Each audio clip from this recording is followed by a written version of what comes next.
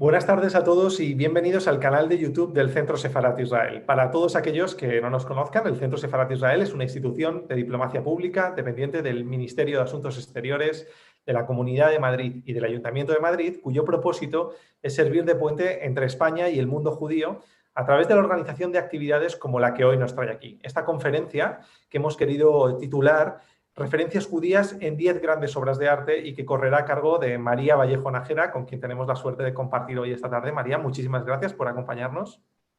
Estoy encantada de estar aquí. María Vallejo Nájera es escritora, ha publicado un total de 14 obras literarias, de las cuales 10 han sido bestsellers. Sus libros han sido traducidos al inglés, al francés e incluso al polaco y portugués. Quedó quinta en el Premio Planeta 1999 con su primera obra literaria, El patio de los silencios.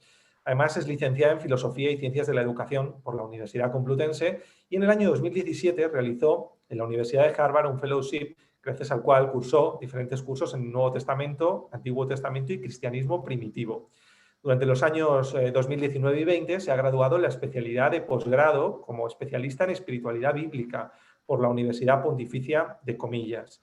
Es profesora de estudios bíblicos e imparte formación sobre ellos en el Museo del Prado, ante grandes obras pictóricas de tema religioso, que es precisamente de lo que nos va a hablar aquí, de grandes obras pictóricas. Antes de comenzar, quería recordarles a todos ustedes que a su derecha van a encontrar el chat que tiene habilitado YouTube, a través del cual pueden comenzar desde ya a formular las preguntas que trasladaremos a María en la última parte de la conferencia. Pero durante la misma pueden comenzar a formular esas preguntas que, como les digo, más tarde trasladaremos.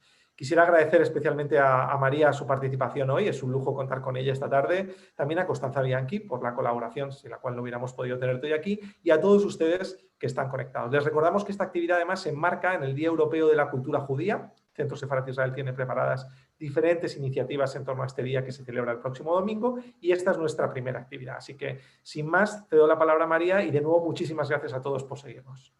María, cuando quieras.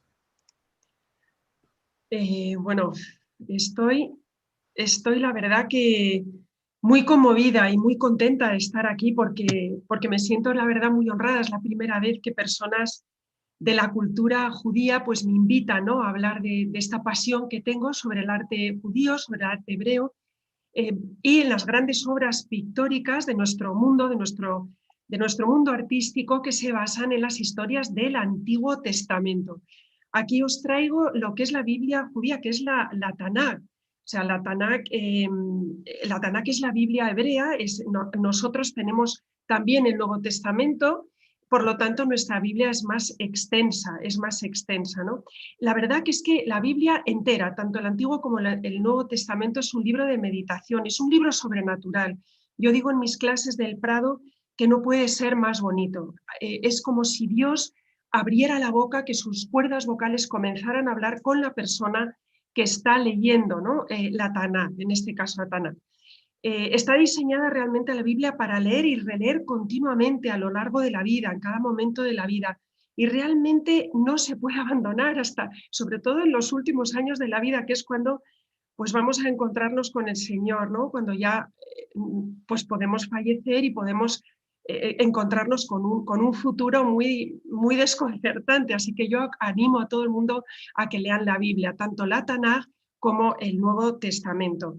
Hoy, por ejemplo, la arqueología da un salto muy grande y gracias a la arqueología sabemos que el Éxodo, por ejemplo, fue real.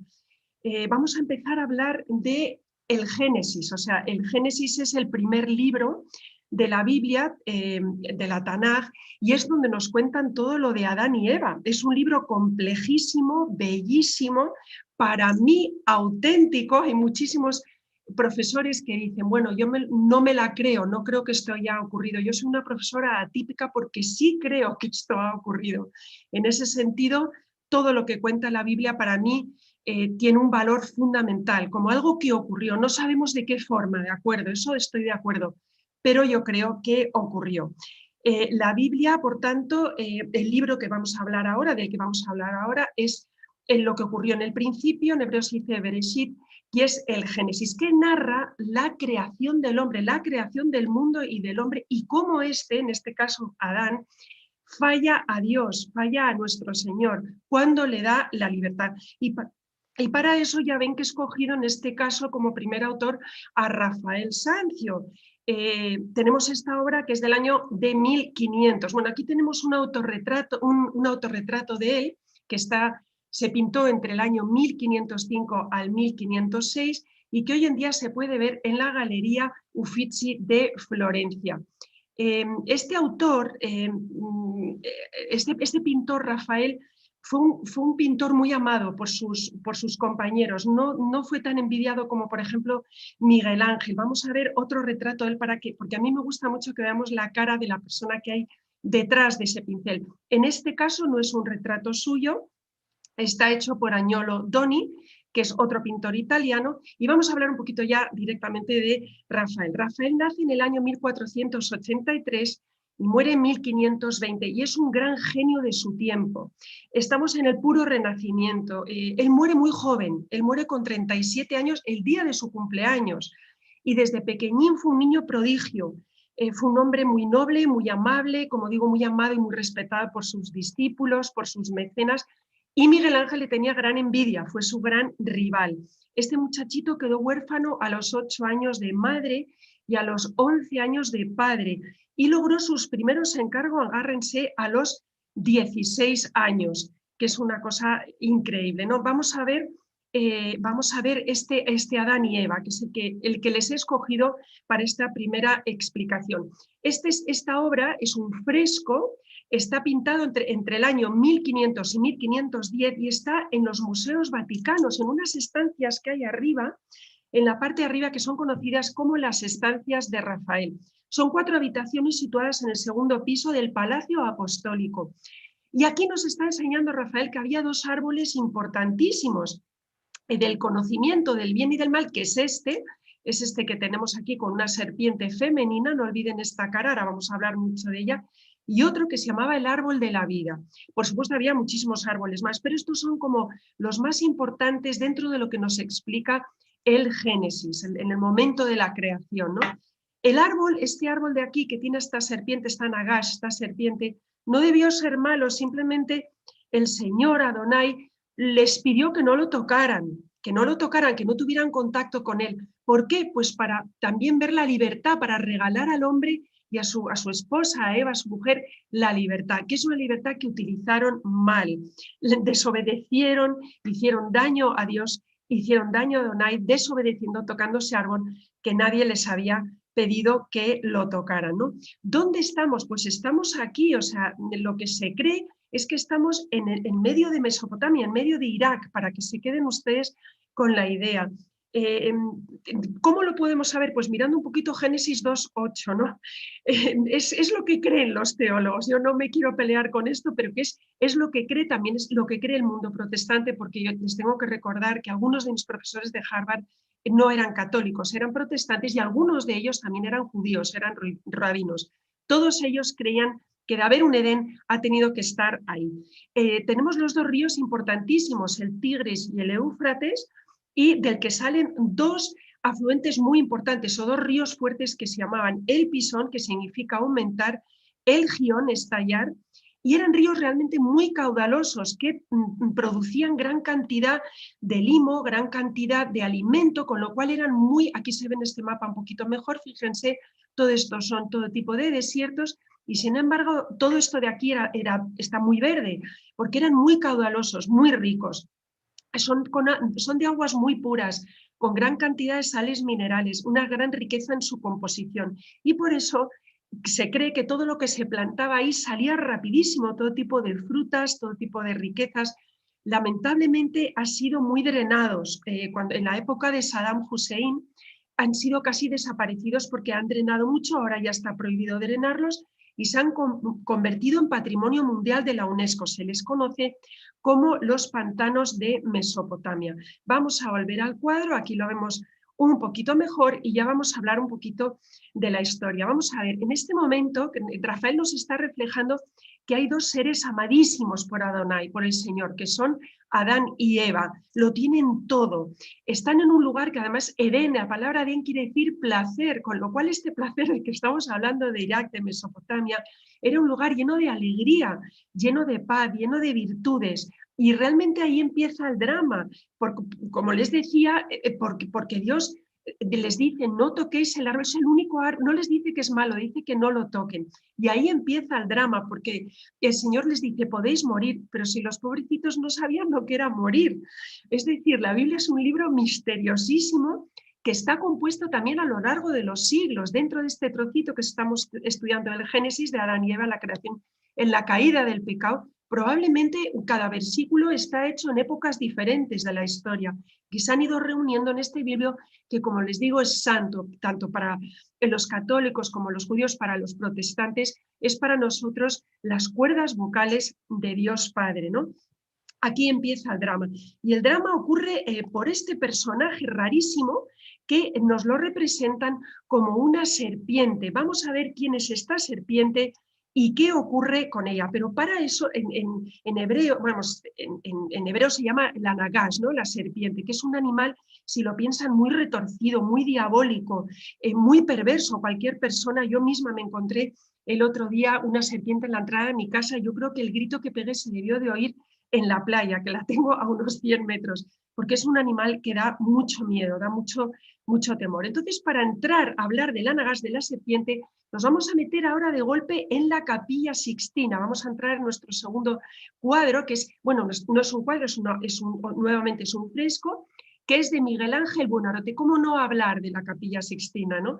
Bueno, Miguel Ángel Buonarroti lo tienen ahí, nace en 1475 y fallece en 1564. Aquí tenemos el retrato de este gran maestro, no es de él, es Daniele de la Volterra. Fíjense qué cara, qué preciosidad de retrato, está hecho a carboncillo, expresa ya la mirada de un hombre atormentado. Miguel Ángel realmente fue un hombre que dio problemas a todos los papas con los que trabajó. Era pintor, escultor, arquitecto, de puro renacimiento, de los más grandes que ha habido en la historia. Estuvo 70 años trabajando entre Roma y Florencia, 70 años trabajando en lo mismo, y triunfó en todas las artes en las que trabajó. Era un impresionante perfeccionista.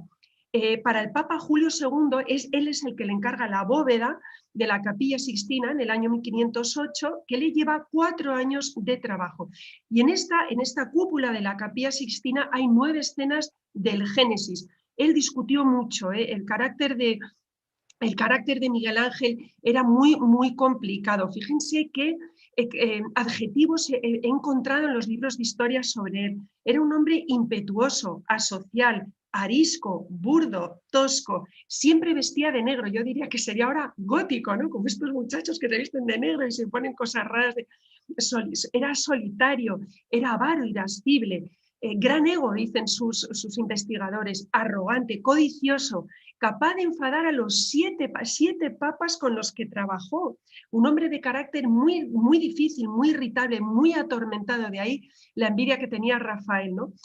¿Por qué? Bueno, como en defensa del pobre Miguel Ángel, diré que es que era un hombre agotado, era un hombre que no paraba de pintar, no terminaba sus obras porque era demasiado perfeccionista, era demasiado complicado, y eso le pasó factura. Y muchos proyectos le supusieron grandes depresiones y algún otro fracaso. Por ejemplo, hasta la tumba del Papa Julio II, que es una tarea inconmensurable que le llevó 40 años, la tumba del Papa, ¿no? Solo acabó en las esculturas de Elía y de Raquel. No acabó esa tumba por envidia de Donato Bramante, otro pintor y arquitecto italiano que no le podía ni ver, y que su obra más importante, la de Donato Bramante, fue el planteamiento de la Basílica de San Pedro de Roma, ¿no? Y le pinchaba, Donato Bramante le pinchaba al Papa diciendo que era de mal agüero que se hiciera la tumba en vida, y por eso tenía tantos enfrentamientos y tantos problemas con Miguel Ángel. Vamos a centrarnos ya en la caída, vamos a ver la caída del hombre. Es el fresco, como les he dicho, aquí lo tenemos, es una auténtica preciosidad, pintado en 1509, y lo van a ver cada vez que vayan a la Capilla Sixtina. Vamos a entrar ya directamente en el Génesis. Estamos en Génesis 1:27. Adonai le da una compañera a Adán, que va a ser Eva. Sin embargo, allí tenemos unos pequeños trocitos los versículos que están un poco confusos, porque parece que le da una compañera, pero luego al poquito tiempo en Génesis 23 dice que estaba solo, que el hombre se sentía muy solo. En Génesis 2:18 dice Dios que no es bueno que el hombre esté solo, y de repente le da otra compañera. Entonces, ¿quién era la primera? Aquí entramos en una figura curiosísima del folclore. Vamos a fijarnos aquí, ya les he dicho que nos íbamos a fijar en la Nagash, en la serpiente. Es una figura del folclore hebreo de origen mesopotámico y se ha considerado en la Midrash, en el Talmud, como la primera esposa de Adán. Esto muchos católicos no lo han estudiado porque lamentablemente nos lo han contado muy poco, estas historias, en el estudio bíblico, sobre todo de España, ¿no? Que ha sido como, nos han contado pocas cosas de la Biblia y pocas cosas del Talmud y la Midrash. Entonces, en este folclore judío se le consideró a la primera esposa de Adán, llamada Lilith. Es una mujer furiosa, de origen totalmente demoníaco. La creó Dios, por supuesto, la crea a la vez, porque nos dice el Génesis, hombre y mujer los creó, o sea, los creó como a la vez, del mismo barro, ¿no?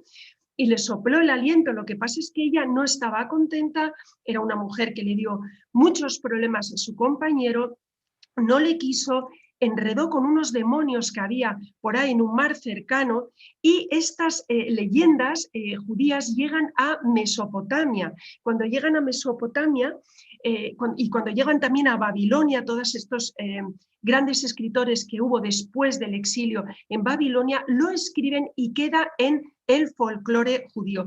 Pero Miguel Ángel lo sabía, probablemente, fíjense que ha puesto aquí a la Nagash como Lilith, como la primera mujer. ¿Qué es lo que nos dice este folclore judío? Para saberlo nos vamos a meter en nuestra tercera obra de esta tarde. Aquí tenemos la Lilith de John Collier, uno de mis pintores favoritos de principios del siglo XX, finales del siglo XIX. Vamos a verle el rostro, como siempre quiero que vean. Aquí tenemos a este pintor importantísimo, que es el que conoce la historia de Lilith. Vamos a hablar dos palabras de él. Es un escritor y pintor británico de estilo pre-rafaelista. Es uno de los retratistas más destacados de su momento y era hijo de un lord. Hoy diríamos que sería un pijo, un pijillo de Londres, con muchísima educación. Fue a la universidad, fue a Bellas Artes y tenía un trazo impresionante. Fue educado además en el colegio de los colegios, donde se han educado los hijos del príncipe Carlos, el futuro rey Guillermo de Inglaterra, en el colegio de Eton, donde van vestidos todavía como se le ve aquí, ¿no? Como una levita, ¿no? Y él pinta Lilith en el año 1892. Ahora mismo este cuadro, que se lo voy a enseñar ya mismo, aquí lo tienen. Ay, perdónenme que me he confundido. Aquí lo tienen en la Galería de Arte de Southampton. ¿Por qué John Collier les he puesto este otro cuadro anteriormente? Porque quizá no conocen a la Lilith, la Eva primitiva, pero sí conocen la Lady Godiva de él, que es una leyenda medieval súper interesante, súper curiosa, del siglo XIII, que nos cuenta que esta es una preciosísima esposa de un conde, el conde de Chester, que se queja a su marido de los impuestos tan impresionantes que está dando al pueblo. Y el pueblo está muy desesperado, no quieren pagar tanto, y ella le pide que por favor haga un sacrificio a su esposo y les quite los impuestos. Y el esposo le dice, bueno, si tú te atreves a andar, a cabalgar desnuda sobre un caballo por el pueblo, te lo permito.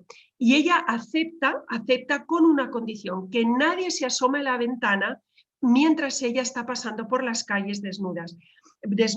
La leyenda acaba diciendo que un sastre no aguanta la curiosidad, se asoma y quedó ciego. Este es uno de las obras importantísimas, como les digo, de Collier, ¿no? Bueno, vamos a pasar ya a lo que nos interesa, que es a nuestra Lilith. Aquí la tienen, como ven, es una auténtica maravilla. Este cuadro ha tenido muchísima fama. La Biblia católica la Biblia católica la respeta porque aparece nombrada también en Isaías 34:14, para los telespectadores que están apuntando todas las citas que estoy dando, ¿no? En la Vulgata, que es la traducción latina, la parte latina se la llama Lamia. En otras Biblias se la traduce como criatura nocturna o lechuza. Y es una mujer muy perversa. Ella abandona a Adán, se lía con el demonio, se convierte en un medio demonio y tiene una envidia terrible a la pobre Eva, porque cuando Dios ve en ese Génesis que Adán ha quedado solo, es cuando de su costado, que no de la costilla, repito, no de la costilla, sale Eva del costado, significando del amor. Es como si Adán le dice, bueno, Dios, Adonai, Señor, esta vez quiero una compañera, estoy demasiado solo, pero que salga de mi costado, del amor, de mi amor. Por eso es muy importante el amor, ¿no?, que hay entre Adán y Eva, y cómo nuestra Biblia y cómo toda nuestra cultura bíblica, tanto católica como hebrea, pues nos lo recuerda, el amor tan grande que existe entre Adán y Eva. Esta Lilith, esta primera Eva, según repito, el Midrashim, colección del siglo XVII, que interpreta todo esto, se queda muy envidiosa, y es la que, cuando ve ese amor tan grande que tiene Adán por ella, por su esposa, es la que le tienta en forma de serpiente. Como ven, el cuadro es impresionante, es una Eva en toda regla, cómo está enredada, parece que tiene como dos cabezas, aquí lo ven. Y les recuerdo que el significado de la Nagash es elemento retorcido, maléfico, diabólico, ¿no?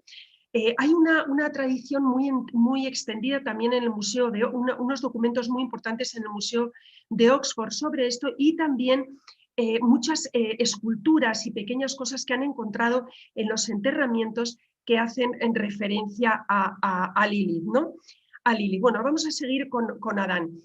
Como Lilith fue tan mala, él se quedó encantadísimo con su Eva. Ahora vamos a tener aquí una comparación preciosa. Bueno, aquí les vuelvo a enseñar todo cómo está aquí enredándola, ¿no?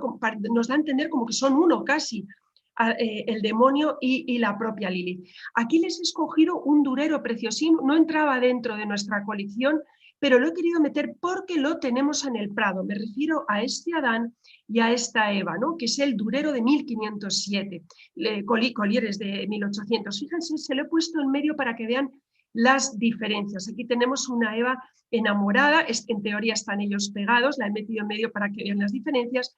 Cómo mira Eva a Adán, ese enamoramiento tan grande, cómo Adán la mira a ella, pero cómo Eva solamente se mira a sí misma. Es la primera Eva, como digo, no es Eva, es Lilith, es Lilith. La verdad que es muy, muy, muy interesante todo lo que se ha contado en el folclore hebreo sobre ella, ¿no?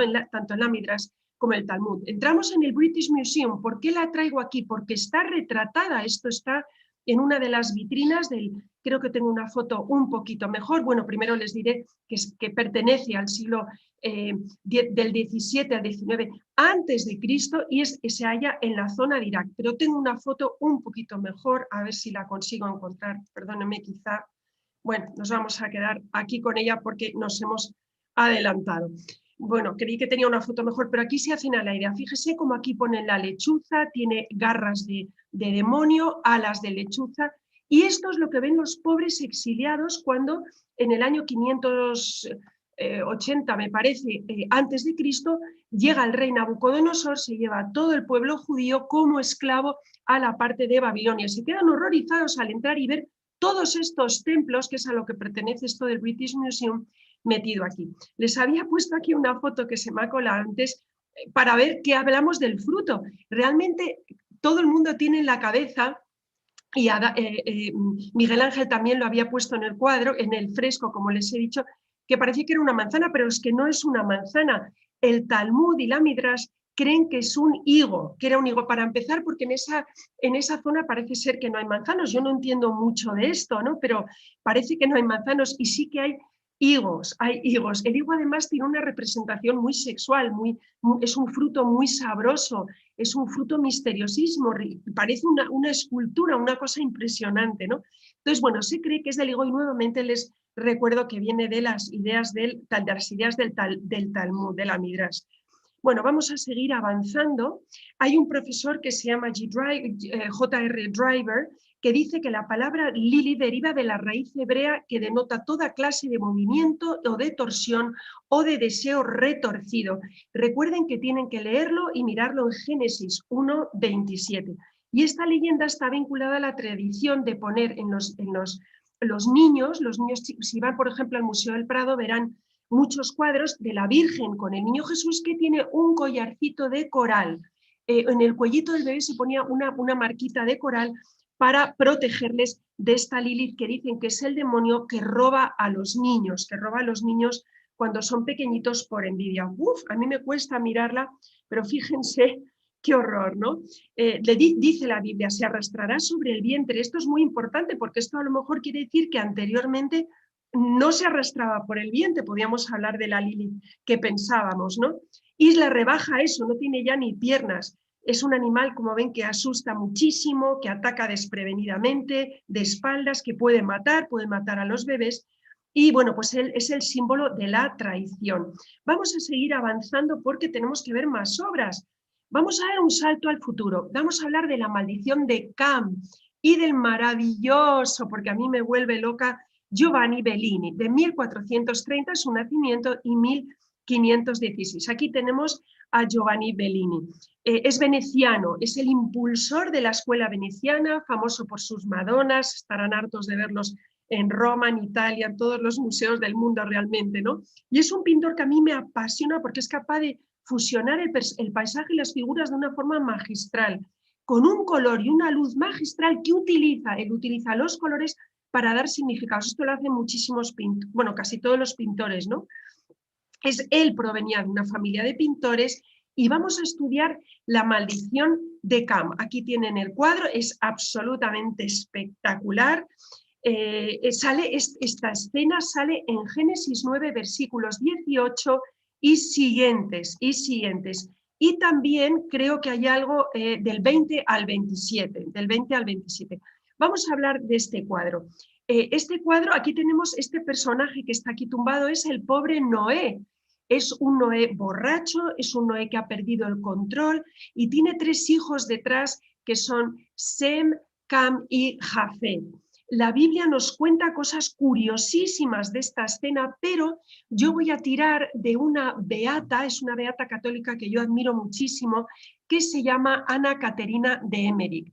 Ana Caterina de Emmerich es de las personas que más visiones han tenido. Es una mujer que nació en 1774 y murió en 1824. Y ella es la persona en cuyos escritos se basa Mel Gibson, el director de la película, para hacer la película de la Pasión de Jesús. ¿Por qué? Porque es que esta mujer entraba en éxtasis, que fue una estigmatizada, ella era una mujer muy ignorante, no sabía casi leer ni escribir, pero tenía visiones impresionantes y también las tuvo del Antiguo Testamento.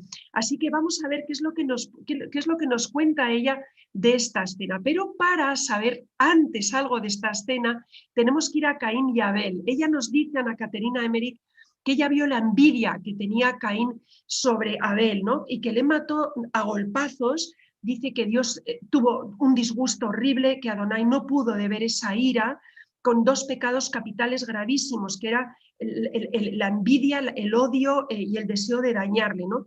Y que en ese momento Dios maldijo a Caín porque supo que había matado a su hermano Abel. Dice Ana Caterina Emmerich que no eran jóvenes cuando pelearon Caín y Abel, que ya tenían cierta edad, incluso tenían muchos hijos, incluso tenían nietos.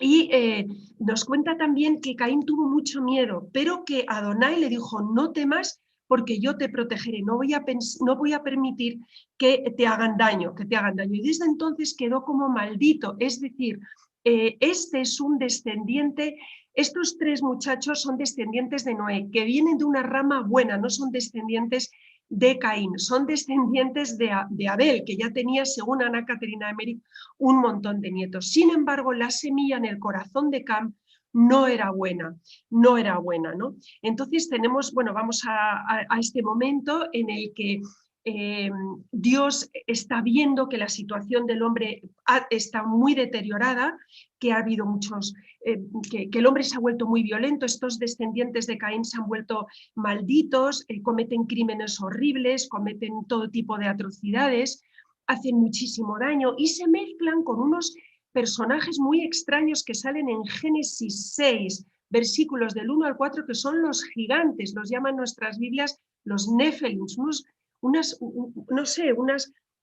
seres muy extraños que nos dice la Biblia que tienen como relaciones, dan a entender, sexuales con los ángeles caídos, y de ahí crean pues una humanidad muy mala de la que Dios se arrepiente. Cuando Él ve tanta maldad, dice esto no puede ser. Sin embargo, en todos los hombres que hay buenos y malos, los descendientes de Caín, pero los descendientes de Abel, también están los descendientes de Set, que eran el hermano pequeño de Caín y Abel, que nace después. Entonces, de Set parece ser que viene, según las revelaciones privadas de Ana Caterina Emmerich, la familia de Noé, este hombre bueno que no había cometido pecado. Pero él le toca una época muy mala, y es cuando Dios Padre decide aniquilar la humanidad y le dice que va a mandar un diluvio. La figura de Noé es muy misteriosa porque nos hace pensar si es posible que el Señor puede castigar con tsunamis. La verdad bueno, aquí está Ana Caterina Emmerich, por si quieren apuntar su nombre y la fecha, para que puedan estudiar, porque hay muchas cosas publicadas sobre ella, sobre sus visiones de Noé, y son francamente interesantes. También aquí tenemos a los Nephilims de Génesis, del 6 de 1 al 4, para que puedan saber qué es lo que ocurrió. Bueno, el diluvio, según nos lo relata la Biblia, lo que vivió Noé debió de ser horroroso, horroroso.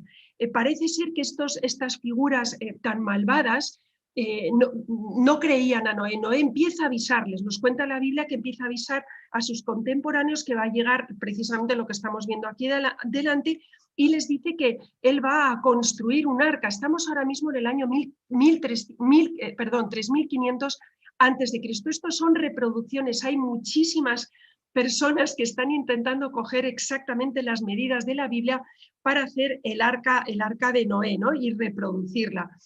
Y bueno, lo que hace el pobre Noé es avisar a todo el mundo, nadie le hace ni caso, todos se burlan de él.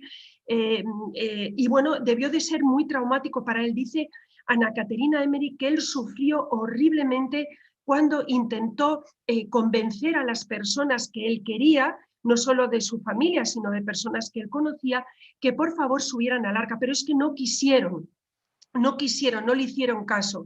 Y que el sufrimiento fue terrible al ver que ya empiezan a caer los rayos y los truenos y se empieza a inundar todo. El arca navega, nos dice la Biblia, durante 40 días y 40 noches, y se posa en un monte, el monte que se cree hoy en día por investigaciones. Ahora hablaremos de eso porque es muy interesante y muy curioso también. Hay muchísimos geólogos y eso que no lo creen, hay teólogos que no lo creen, pero otros teólogos que muestran muchísimo interés. Está en un monte de Turquía que se conoce como el monte Ararat. Cuando las aguas pararon de caer, tuvo primero que secarse todo, o sea, no pudieron sacar el pie fuera. Aquí tienen el monte Ararat, ahora les hablaré cuando por primera vez se vio esta especie como de montaña en forma de arca. Miren qué curiosa es la forma que tiene. Estas son reproducciones que la gente intenta hacer, ¿no? Pero claro, cuando se posó el arca, realmente lo que tuvieron que hacer fue esperar para que el agua se marchara. Y esto nos va a empujar a nuestra quinta obra. Ya va pasando el tiempo, entramos en nuestra quinta obra, perdonen que aquí, El diluvio de Francis Danby. He escogido pintores no tan conocidos como Miguel Ángel, porque los he creído verdaderamente interesantes para que los descubran esta tarde. No todo el mundo les conoce.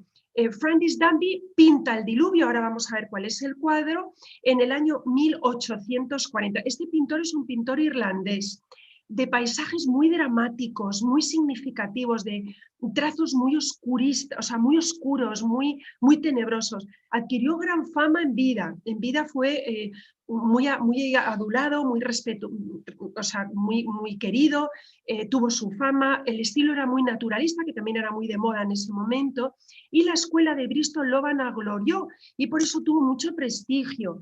Sus temas solían ser muy grandiosos, pero muy sombríos y fantásticos. Él también fue muy sombrío porque tuvo una vida muy mala, no le fue nada bien con su mujer, le acabó abandonando por un compañero, y bueno, fue un hombre triste con claros oscuros muy duros. Aquí tienen el cuadro a mí me parece, bueno, absolutamente espectacular, muy naturalista, muy dramático, como les estaba diciendo. Los colores son muy negros, con significados de muerte. El negro siempre quiere decir pecado, refleja la maldad, la miseria, el miedo, el terror. Como ven, es muy oscuro. El cuadro tiene, aquí fíjense, no sé si lo pueden ver, la cantidad de personas, de seres humanos que van trepando al piquito de una montaña, debía de ser. Aquí tenemos un sol que nos lo ha metido el autor muy rojo, un color muy rojo que representa la sangre, la muerte. Y luego muy difícil de ver porque si no tenemos el cuadro delante y aquí pues tenemos lo que tenemos, aquí está el arca flotando, aquí debía de estar el pobre Moisés enormemente preocupado viendo a todas estas personas morir. Y por último quiero resaltar este angelito de aquí que es blanco. El blanco siempre quiere reflejar santidad, bondad, limpieza, pureza, y es lo que está intentando reflejar el autor, ¿no? El pintor. El caos fue terrible, como ven, entramos nuevamente en la Biblia, había agua por todos sitios. Nos dice Ana Caterina Emery que lloró mucho Noé al ver todo lo que estaba pasando alrededor, todas las personas, que cuando él cerró la última compuerta, que rezó mucho y que desesperado se tapaba los oídos para que no quería oír lo que estaba ocurriendo alrededor. Esto es un afiche, no es un cuadro, simplemente se lo he puesto para reflejar lo que les quiero contar, ¿no? De la historia de Noé. Cuentan a Caterina Emery que los animales que estaban dentro del arca estaban muy agitados, que tenían miedo y que devolvían mucho, que zozobraba el arca. Y entonces los animales, imagínense el olor, cómo vivieron esos 40 días de angustia tremenda en el que veían a muchísimos familiares también, porque no todos los familiares le creyeron, ¿no? Incluso niños, ¿no? Debieron de ver en ese horror, en ese miedo. Vamos a volver al cuadro para seguir hablando de datos que tenemos sobre el cuadro, ¿no?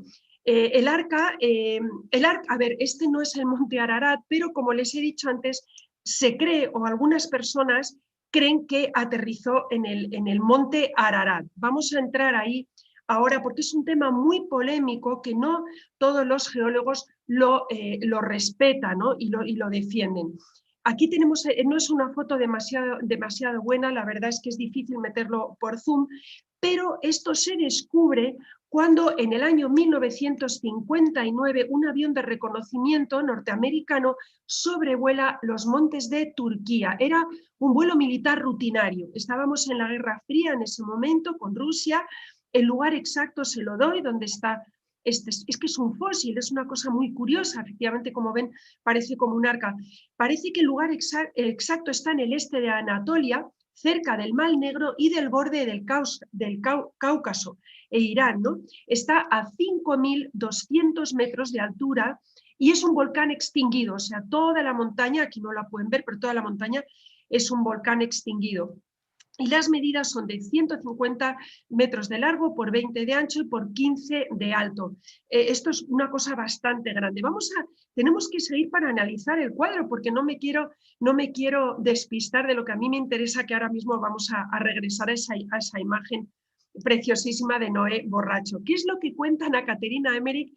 Que a mí me ha sorprendido mucho. Dice que cuando ya por fin el agua marcha, que ya se seca y pueden salir del arca, vieron muchos moluscos. Llevaban 40 días y 40 noches sin poder comer nada más que semillitas, quizás sacrificaron algún animal, nunca lo sabremos, pero lo que verdaderamente ocurrió es que se murieron de ganas de tomar todos esos moluscos. Y la familia de Noé y Noé pecaron, porque tomaron esos moluscos, se los comieron y enfermaron, con lo cual había un pecado fuerte de gula. Y Noé se desesperó y bebió vino, tenían vino y se emborrachó. Vamos a echar un vistazo muy rápido porque tampoco entraba dentro de los elementos escogidos para la clase, pero no puedo dejar, por favor, perdónenme, nuevamente este Miguel Ángel de la Capilla Sixtina, donde acaba de salir el arca Noé y sus hijos Sem, Jafet y Cam, y aquí sus esposas o esposa, que esta parece más joven. Este personaje es muy importante. Nuevamente Miguel Ángel nos da a entender que hablaba con un rabino, con alguna persona que sabía muchísimo del Talmud, de la Midrash y de todas estas cosas que son como nosotros nos enteramos de estos detalles. Esta por anciana parece ser que es la esposa de Noé. Y están haciendo un sacrificio, aquí tienen un cordero degollado, van a matar otro, para dar gracias al Señor Adonai, porque no se han ahogado, han salido vivos. Sin embargo, han cometido ese error de comer que les decía. Aquí tenemos otra foto del monte Ararat. Esta foto a mí me sorprende mucho porque aquí, no sé si lo pueden ver, tienen ustedes unos señores, para que vean un poco la diferencia. En la foto se ve un poco el tamaño, nos deja ver un poquito el tamaño. En el monte Ararat, bueno, ha sido muy fotografiado. Hay un investigador que se llama Ron Wyatt, no era arqueólogo, por eso le han criticado mucho a las grandes universidades, era radiólogo, y él se fue con un equipo fuerte, consiguió dinero para ir allí, y él murió diciendo que estaba muy seguro de que eran los restos del arca. Pero nosotros nos tenemos que centrar en el cuadro. Aquí tenemos los moluscos que se comieron, porque quiero contarles cómo acaba esta historia, ¿no? Y por qué se enfada tanto Noé con su hijo Cam, que está aquí. La Biblia nos lo cuenta, ya les he dicho en Génesis. ¿Qué es lo que ocurre? Que al emborracharse todos, el primero Noé, cometieron un pecado grande, un pecado grave, que es que a Adonai no le gustan los excesos, no le gusta que nos emborrachemos. Fíjese qué preciosidad la parte de atrás del cuadro, con todas las referencias a la vid, para demostrar que la embriaguez de este hombre es por borracho, por borracho. Y aquí abajo pues tenemos el vino, ¿no? Una especie de cuenquito con vino. ¿Qué es lo que nos cuenta la Biblia? Pues que este muchacho Cam se burló de la desnudez, el padre estaba desnudo, dice que se burló. Aquí hay muchas teorías, ¿vale? Los profesores de Harvard me explicaron una cosa, algunos profesores de comillas me han dicho otra. El caso es que sabemos que Cam hizo un pecado muy feo contra su padre.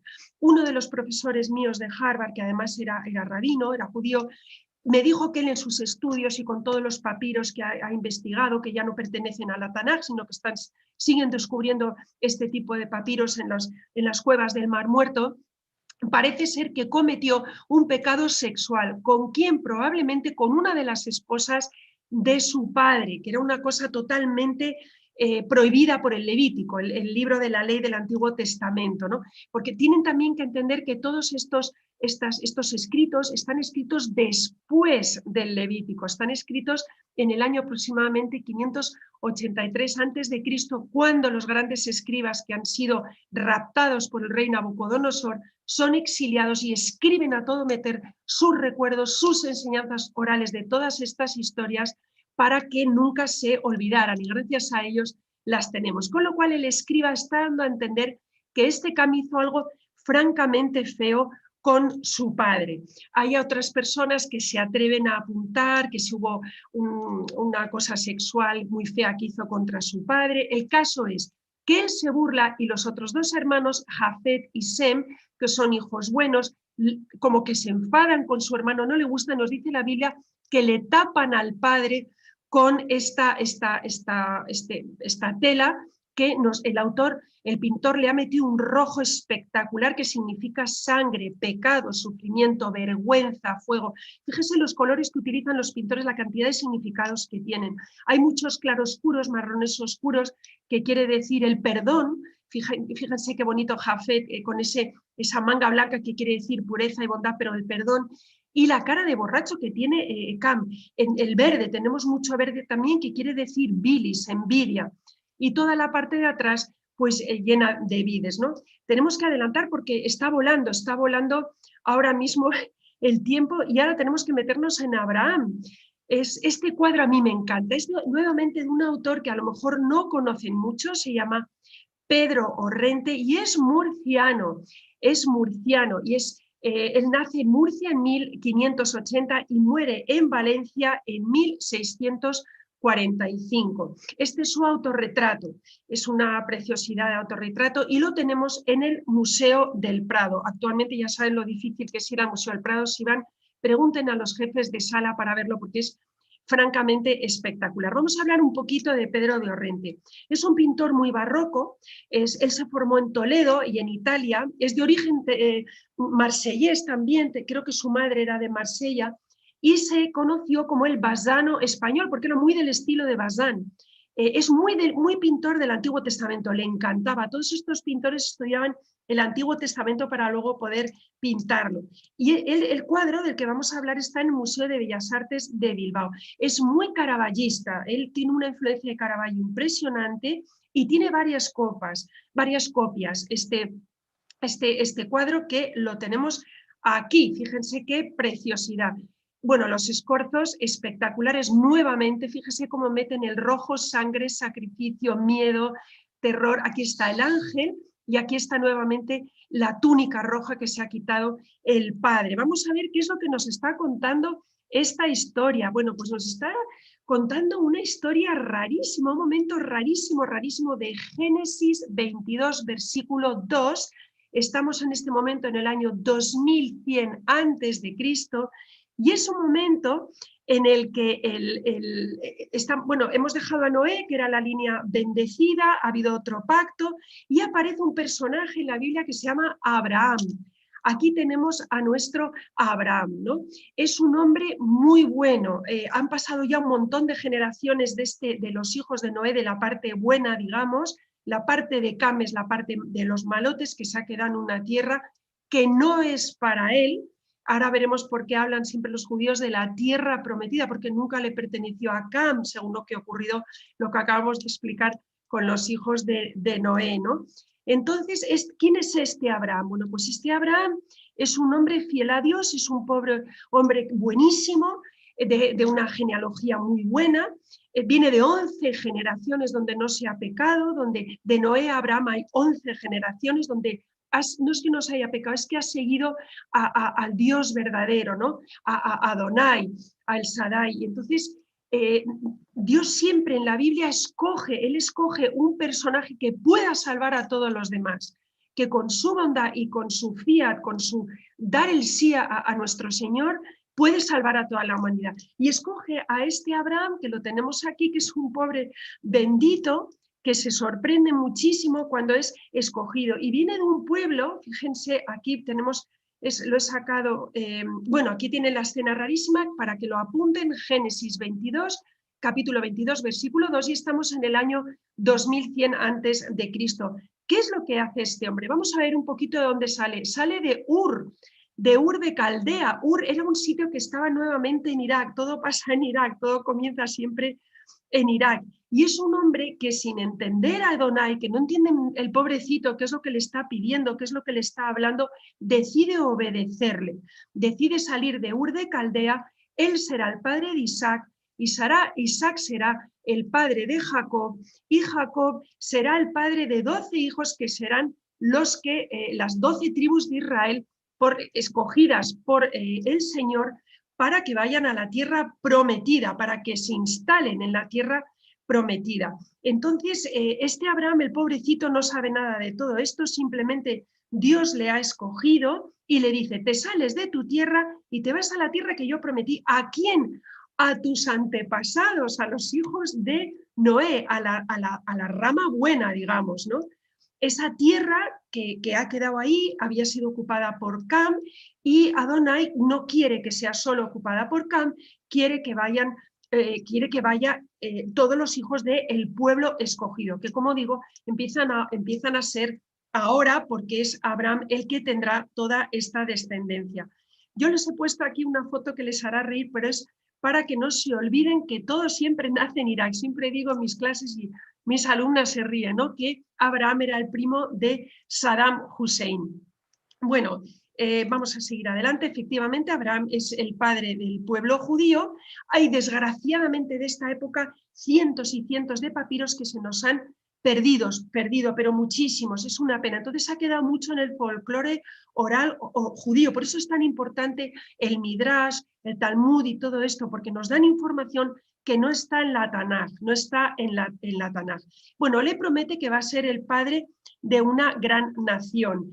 Él podía haberse negado, o sea, realmente Abraham podía haberse negado, pero no, dice que sí y marcha hacia adelante.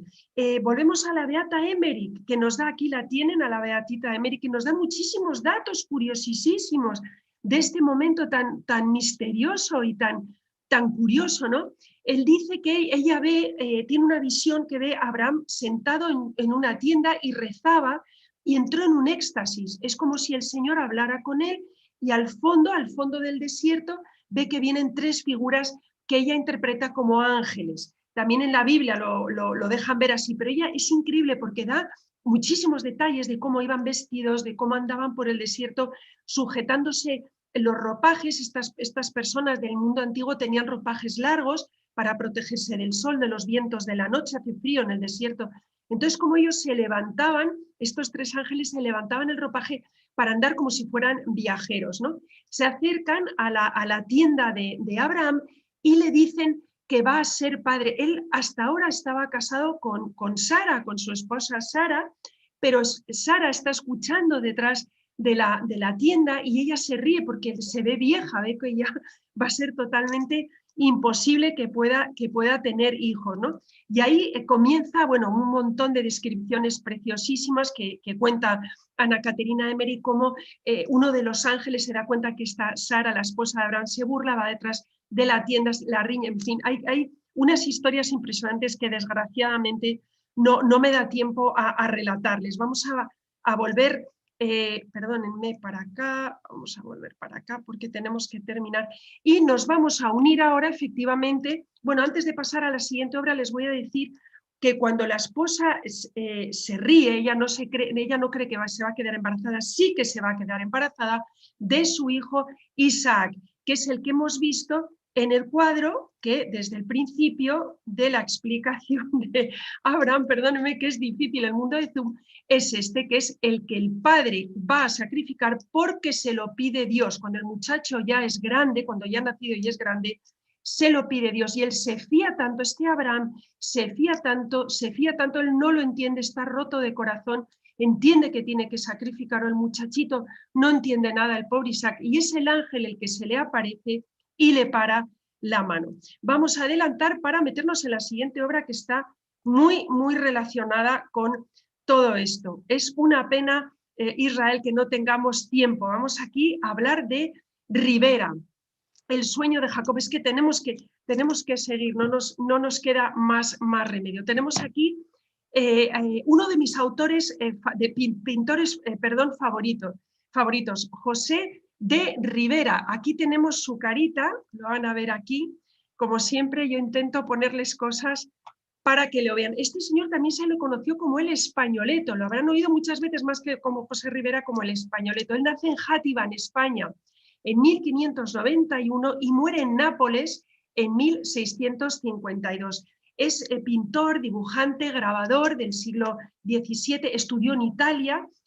Lo llamaban así el Españoleto porque era chapezoncitos, era como pequeñito de estatura y grandote, y firmaba sus obras como Yo soy español o como español. Entonces ahí se quedó con el Españolito. Influyó muchísimo este hombre en Velázquez y Murillo, y Rembrandt conoció sus grabados. Entonces vamos a ver este cuadro, que es uno de mis cuadros favoritos del Prado.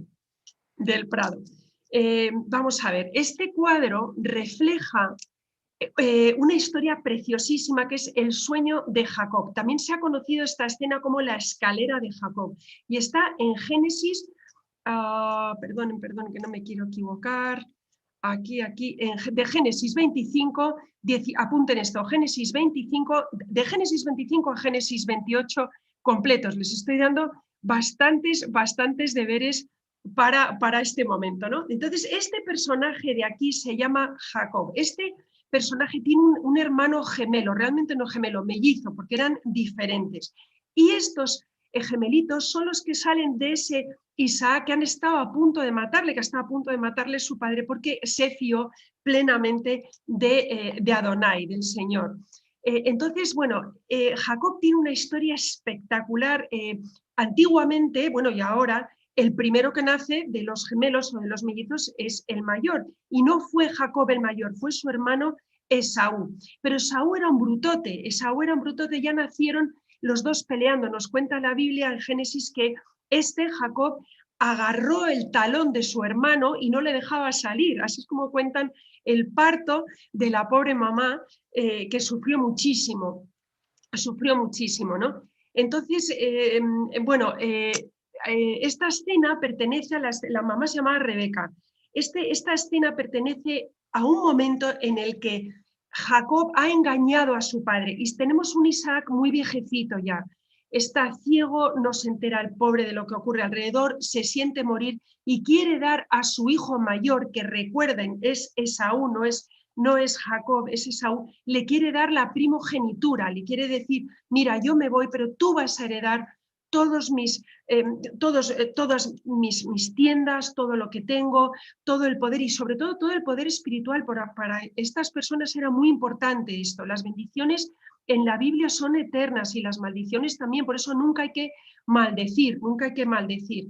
Pero Rebeca no desea, la esposa de Isaac, la mamá de estos chicos, la esposa de Isaac, no desea que sea Esaú el que herede la primogenitura, primero porque Jacob era su hijo favorito y segundo porque Esaú es brutísimo. Si leemos la Biblia, dicen para reflejar lo bruto que era muy peludo y entonces Rebeca engaña a su esposo presentándole a Jacob, poniéndole una especie de pelliza que han matado a un animal, le han puesto la piel de animal sobre los brazos de Jacob y el padre, que el pobrecito no ve, le toca y cree que es Esaú y le da la bendición. Es decir, es una bendición robada. Este Jacob ha robado la bendición de la primogenitura de su hermano. Entonces, ¿qué es lo que ocurre? Que cuando Esaú viene de cazar, era muy brutote, cuando viene de cazar y se encuentra del pastel que le han engañado, el padre está muy triste, Isaac, porque ya no hay forma, ya le ha pasado toda la bendición, ya le han puesto las manos, era todo un ritual, no se crean que esto era decirlo, era con oración, entraban medio en éxtasis, Adonai estaba muy cerca de ellos, con lo cual Adonai ahí respeta, el Señor respeta toda esa entrada, toda efusión de Espíritu Santo al hijo equivocado, pero porque ha respetado la libertad de Isaac. Pero Esaú no lo lleva nada bien. Y Rebeca, la madre de Jacob, dice, tienes que huir de inmediato porque si no huyes te van a matar, te va a matar, tu hermano te va a matar. El hermano ya había dicho que lo iba a matar. Y con lo justo, con una calabacita, no sé si la podemos ver, creo que aquí no se ve o estaba por aquí, con una calabacita, con un par de sandalias y con un par de panecillos que le mete la madre, se va Jacob para el desierto, está aquí en pleno desierto, donde tiene que sobrevivir, tiene que llegar a la tierra de su tío Labán, que estaba lejísimos, y llegar para salvar el pellejo porque Saúl lo quiere matar. Entonces estamos en un momento raro, porque él está agotado, se acuesta y acuesta la cabeza, fíjese, aquí lo pinta muy bien el españoleto, sobre un pedrusco. Y en el momento en el que cae el sueño, no lo pueden ver desgraciadamente, yo les recomiendo que vayan al Prado para ver esta parte del cuadro de cerca, porque son miles de ángeles subiendo y bajando por una escalera. Y él no entiende nada, el pobre dice que ve antepasados que no conocen, pero el sueño le llena de paz, le llena de amor. Es un momento muy extraño en el que este sueño tiene un mensaje grandísimo. Y cuando él despierta, nos cuenta Ana Caterina América, aquí da muchos detalles esta beata, que se queda totalmente anonadado. Dice, pero ¿qué es lo que yo he vivido? Yo he vivido un lugar algo muy santo, una sensación muy santa. Coge esta piedra, este pedrusco, y lo clava en el suelo como para recordar lo que ha ocurrido, que ha sido un lugar importante. Y a esta piedra, a este lugar, lo llamaría Betel, que quiere decir casa del Señor. Y ahí quedó la piedra. Y hace como un altar, dice la beata que ve que hace como un altarcito y que reza, que canta, que baila alrededor del altar, que echa un poquito de aceites, o sea, hizo como una especie de, digamos, celebración para dar gracias al Señor por lo que acababa de ver, ¿no? ¿Por qué es interesante? Les voy a contar una cosa curiosa que quizá no conocen, pero que es muy interesante, y es que este pedrusco está guardado hoy, dicen que está guardado hoy en Inglaterra. Es un pedrusco que queda, se llama el cojín de Jacob. El cojín de Jacob, es una pena que no tenga yo tiempo de darles fotos, que lo escogen, lo guardan, lo escogen los descendientes de Jacob cuando vuelven al desierto lo cogen y lo guardan, que luego estará guardado en el templo de Salomón, como una reliquia importantísima. Bueno, pues esta reliquia acabó yendo hacia Escocia. La historia es muy larga, no me da tiempo a explicársela, pero está guardada en el castillo de Edimburgo, por si quieren ir a verlo. Y los reyes de Inglaterra, incluida la reina Elizabeth, lo han colocado debajo del trono antiquísimo de hace muchísimos siglos, durante muchos siglos. Ya la piedra, como les digo, se ha sacado y se ha llevado a Edimburgo. Lamentablemente no nos podemos entretener más porque tenemos que seguir y hemos pasado casi una hora, me queda muy poco tiempo y tengo rápidamente 2 obras, 3 obras más o 2 obras más que comentarles. Tenemos a Sandro Botticelli con las pruebas de Moisés. Aquí tenemos a Botticelli. Botticelli fue un pintor. Este es un supuesto autorretrato, es un detalle de la adoración de los Reyes Magos. Está en la Galería Uffizi. Este es un pintor del 480, de 1445 a 1510, que es cuando muere, puro renacimiento. Nace en una familia humilde y es adoptado por su hermano mayor. Pasaron mucha hambre. Fíjese, el apodo de Botticelli viene por el hermano porque era muy gordito, o era muy gordito, era un gran bebedor, y de él deriva ese apodo. Botticelli recibió grandes lecciones de imponentes maestros, tiene un control de las formas tridimensionales espectacular, es con una delicadeza increíble con los rostros, un estilo increíble, es muy especial. Y se dice que cayó en la pobreza y que habría muerto de hambre si no hubiera recibido ayuda de sus patrones. Fíjense ustedes la historia de Sandro Botticelli. Aquí tenemos las pruebas de Moisés. Esto es nuevamente la Capilla Sixtina. Perdonen que vaya tan rápido, pero me queda Sansón, 2 cuadros de Sansón y ya terminamos. Aquí tenemos la Capilla Sixtina. Todos estos personajes con la capita dorada son Moisés. ¿Por qué tiene tantísimo interés este fresco de Botticelli? Porque cuenta toda la vida de Moisés. Moisés es un hombre importantísimo en la Biblia. Es un personaje que ya nació con condena de muerte, el pobrecito que nace en un Egipto justo en un momento que está matando a los niños, el faraón los odia, todo el pueblo hebreo, es un condenado a muerte ya en cuanto nace, ¿no?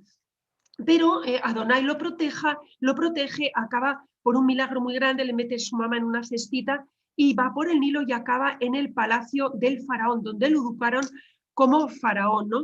Es el profeta más respetado de 3 religiones, fíjense, del cristianismo, del judaísmo y del islam. O sea, es un personaje que todos deberíamos de estudiarlo, de leer la parte del Éxodo. Se habla de Moisés en el Éxodo. Importantísimo, importantísimo. Y esta preciosidad de cuadro nos cuenta todas las pruebas que tuvo. Creo que tengo un cuadro que se ve un poquito mejor aquí sin las letras. Miren, aquí está matando a un judío, se ha metido todas las escenas como ha podido, está matando a un judío, Moisés está matando a un soldado egipcio que está matando a un judío, aquí está huyendo, aquí se está metiendo ya en el desierto. Bueno, miren qué desierto tan preciosísimo el de Botticelli, pero bueno, está pegando a unos pastores que están atacando a unas muchachitas. Estas muchachitas, una de ellas será su esposa, Séfora. Las estaban molestando y él las defiende, va a beber agua, se casa con ella. Y luego ya una vez casado con ella es cuando tiene, aquí no se ve bien, pero es la zarza ardiendo, cuando se le aparece Adonai en forma de fuego. Y cómo aquí refleja Sandro Botticelli que se lleva a todo el pueblo hebreo, se los lleva de Egipto, se los lleva para la tierra prometida. Bueno, espectacular, espectacular. Les voy a poner, a ver, no sé si tengo detrás, no, tenemos que entrar ya en Sansón y Dalila, últimos cuadros. Sansón y Dalila, nuevamente un autor que conocen poco, se llama José Echenagusía, pero su mote es Echena, le llaman Echena. Es un pintor vasco, me ha gustado sacarlo por eso, porque no tenía ningún pintor vasco en ese momento y me ha parecido un buen momento porque el cuadro es espectacular. Miren qué maravilla. Este pintor nace en 1844 y muere en 1912. Y la historia de Sansón y Dalila es del libro de los jueces. Si lo quieren leer, está en el libro de los jueces. El libro de los jueces es un momento curiosísimo del Antiguo Testamento porque es una parte que une desde el momento que muere Moisés hasta que empieza a haber reyes. Entonces ahí está el pueblo que está muy perdido, ha entrado en la tierra prometida, que está todo lleno de cananeos, de cananitas, de esos descendientes malotes de Cam, pero no saben cómo instalarse bien. Las 12 tribus se instalan como pueden, entran en guerras, hay batallas muy sangrientas que, repito, si no se las explican al alumno bíblico se arma un poco de lío cuando nos acusan a los católicos, a los judíos también, a los protestantes, de por qué amamos la Biblia con estas guerras tan sangrientas. Yo digo, es que os las tienen que explicar, porque es un momento clave. Ellos no saben cómo defenderse, no saben cómo instalarse. Y entonces nacen estos jueces, son unos, los llaman jueces, pero no tienen nada que ver con nuestros jueces de ahora, eran como unos militares, ¿no? Como unos caudillos que lo que pretendían era calmar al pueblo y dirigirlo, porque todavía no tenían un rey, ¿no? Entonces, uno de estos caudillos es, aquí tenemos a nuestro Sansón. Esta es Dalila, que fue una mujer que le hizo mucho daño. Miren, aquí les he puesto, estos ya están en la tierra prometida, estas son las tribus, y algunos de los jueces son Josué, Jefté, Gedeón, Débora, Sansón. Hay mujeres también jueces, y aquí tenemos a nuestro Sansón. Hay más. A veces en la Biblia, miren, he encontrado una foto de Sansón, porque era un mujeriego. Esto sí quiero que se les quede grabado. Era un mujeriego tremendo y era un auténtico desastre. Voy a contar rápidamente su historia. Aquí tienen una estatua de Sansón que está en el distrito meridional de Israel, en Asdod, ¿no? Pero bueno, voy a pararme aquí porque tengo que contarles un poco la historia. Sansón fue un personaje que nace cuando la mamá otra vez está muy viejecita y no puede tener hijos. Esto ocurre mucho en la Biblia. Son mujeres que oran y oran y oran con muchísimo amor, con muchísima fuerza. Voy a volver al cuadro porque quiero que se fijen en el cuadro más que en la escultura. Eran unos muchachos que nacían como, yo los llamo niños milagro. En teología se les llama nazareos, no nazarenos, como Jesús que venía de Nazaret, que era un pueblo, no. Los nazareos son unos niños especiales que no tienen por qué nacer porque la mamá está vieja o porque lleva muchísimos años sin tener descendencia y de repente por oración, porque la madre le llora mucho a Adonai, al Señor, pues se queda embarazada. Y Sansón es uno de ellos. ¿Qué es lo que ocurre con estos niños? Que son especiales y tienen que cumplir una serie de normas. ¿Dónde salen las normas? Nuevamente, Levítico, el libro donde se recopilan todas las leyes, una por una, de lo que le gusta al Señor y lo que no. Y dice que estos nazareos no pueden cometer algunos actos, por ejemplo, tocar un muerto, ni siquiera al padre. Si se les muere un padre, no pueden tocarlo. No pueden hacer muchas cosas, no se pueden cortar el pelo y todas estas cosas. Y esto lo hizo Sansón. Era un desastre, se enamoraba de todas las mujeres, se ligaba a todo el mundo, fue a la boda de una y engañó se empeñó en casarse con una filistea que no podía casarse, los padres estaban desesperados con él. Al final no se casa con ella porque trampea en la fiesta de la preboda, se va, se pelea, se encuentra un león. Aquí tenemos siempre, todos los cuadros de Sansón van a tener un león, porque era tan bruto, que cogió un león y le rompió la quijada, le abrió la boca y se la rompió. Esto él no lo podía hacer y mucho menos tocar un animal muerto. Cuando viene una boda que no se llegó a celebrar porque se peleó con todos los invitados, se encontró el cadáver del león, pero se lo encontró lleno de miel y no se le ocurrió otra cosa que meter las manos, tocó el cadáver y falló.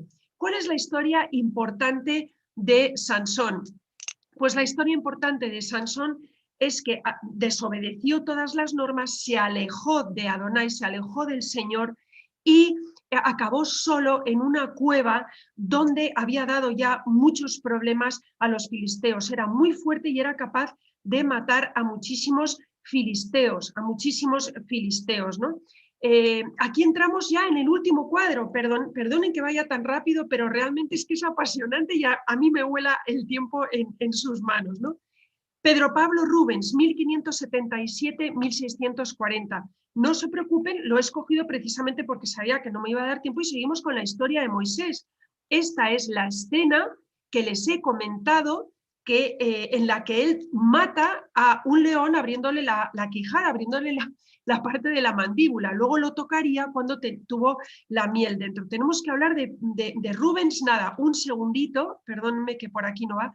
Este es el elemento de la quijada, cuando todos los del pueblo de Judá sus propios, de su propia sangre, se quedan preocupados con él porque está dando demasiados problemas a los filisteos y entonces van a la cueva donde él estaba escondido para atarle, para cogerle y para llevárselo a los enemigos, a los filisteos. Pero él coge una quijada de burro muerta y con él golpea y se carga a todos los filisteos, no podían con él. Hasta que llega un momento, y aquí sí que entramos en Rubens, ay, perdónenme, que este no es, perdónenme que voy a toda prisa y esto es lo que pasa cuando no nos da tiempo, ¿no? Y llega el momento en el que le cogen, son capaces